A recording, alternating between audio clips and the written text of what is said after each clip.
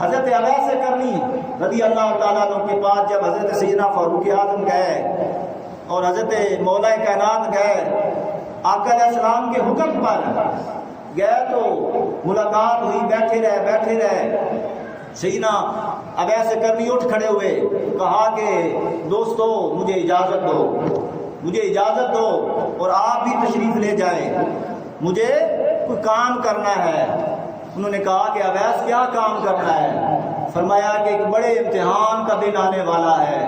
میں نے اس کی تیاری کرنی ہے۔ لوگوں جنہوں نے بڑے دربار میں حاضر ہونا ہوتا ہے وہ طویل مدت سے اس کی تیاری کرتے رہتے ہیں، تو لہذا دوستو اچھی سنگت اپناؤ، اچھی صحبتیں اپناؤ،